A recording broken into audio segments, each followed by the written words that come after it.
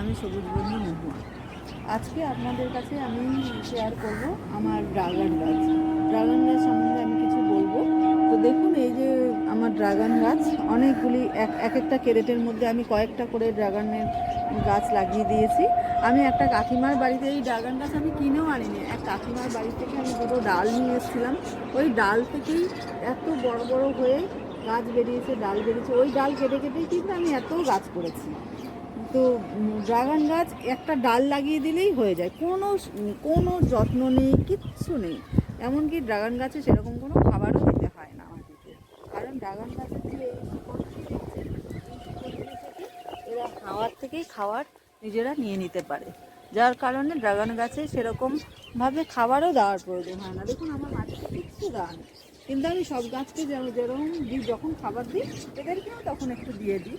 কিন্তু ড্রাগন গাছের জলও সেই হিসেবে লাগে না, কোনো পরিচর্যা নেই। এই গাছ মানে এমনি আপনি ফেলে রাখুন, মাটির মধ্যে একটু বাস ভিজিয়ে লাগিয়ে দিন, ব্যাস তাহলেই হয়ে যাবে, কোনো যত্ন নেই। আর জলও এই গাছ বেশি চায় না, কারণ এটা একটা ক্যাকটাস প্রজাতির গাছ, তার জন্য এর জলও খুব একটা দরকার হয় না।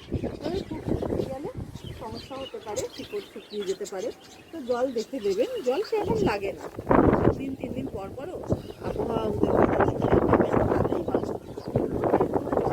আর আমার এই গাছে দেখুন, আমি এই 6-7 মাস আগে এই গাছগুলি লাগিয়েছি। আমার এই যে একটি ড্রাগন ফল এসছে, আর এটা হচ্ছে ফুল, এই ফুলটি ঝরে যাবে, এই নিচে ফল। আর এই ড্রাগন ফলে হ্যান্ড পলিনেশনের প্রয়োজন হয়, কারণ হ্যান্ড পলিনেশন না করলে ফলটির সাইজ বড় হয় না, সাইজটা ছোট হয়। হ্যান্ড পলিনেশন করলে পরে ওটা সাইজটা বড় হয়। ওই জন্য ড্রাগন ফুল ঠিক রাত্রি 8টা-9টার পর থেকেই ফুটে যায়। তখন এসে একটু তুলে নিয়ে, কিচ্ছু ব্যাপার না, একটা তুলে নিয়ে একটুখানি এসব গর্ভদণ্ডের মধ্যে একটুখানি জাস্ট তুলে দিয়ে ছুঁয়ে দিলেই হয়ে যাবে। আমি যখন আবার পলিনেশন করব, হ্যান্ড পলিনেশন করব, আপনাদের দেখিয়ে দেবো।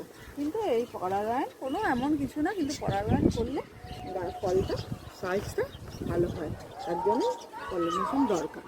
কিন্তু এমনিতেই এই বৃষ্টিতে কিন্তু এই ড্রাগন ফুলের মধ্যে যদি বৃষ্টির জল ঢোকে, অনেক সময় এই ফুলটা পচে গিয়ে ফলটাকেও পচে দেয়। যেমনি আমার এর আগের ফলটা এরকম হয়েছিল, মানে পলিনেশনের পরে বৃষ্টির জল পড়ে ফুলটা পচে গিয়ে ফলটাকেও পচে দিয়েছে। কিন্তু জানি না এবারে কী হবে, আকাশের অবস্থা তো ভালো না, বৃষ্টি আসতে পারে, কিন্তু দেখা যাক কী হয়।